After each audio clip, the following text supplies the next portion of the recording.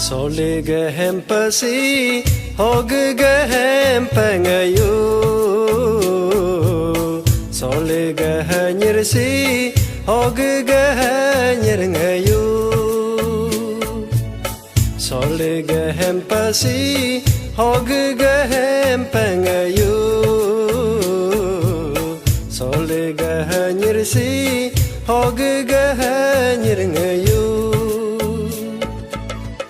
Gatahanyirdo isahanyirdo sanahanyirdo terahanyirdo Gatahanyirdo isahanyirdo sanahanyirdo terahanyirdo Pataku bunga achamine hanyirnya dong aglegawe Soligehem pasi hoggehem pengayu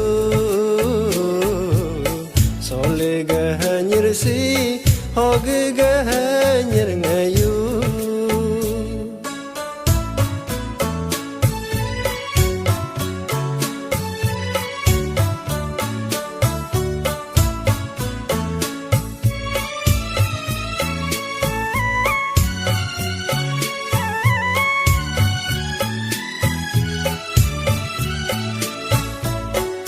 Nyurge mole guyu tanamam nirvasu pyunge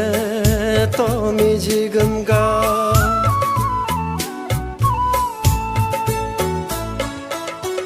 Nirmgote nire dirta kubam nirvasu gyav katum jigamga Nyurge mole guyu tanamam Nirvasa pyunga tomi jigamga Nirmgote nire dirta kuvam Nirvasa gyav katum jigamga Payalin chopin boavnen Darvoye jalam payalin chop Soligehem pasi hoggehem pengayu Soligehanyirsi hoggehenyirngayu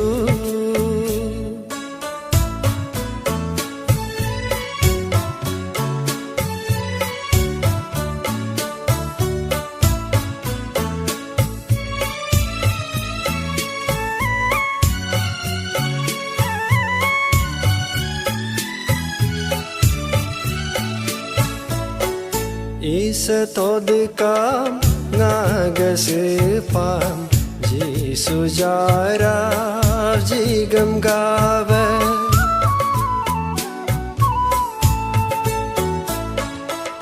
Nyedonge hodikam ngagaselakam Jisu durav jigam gave Isa todkam ngagasipam Jisu jarav jigam gave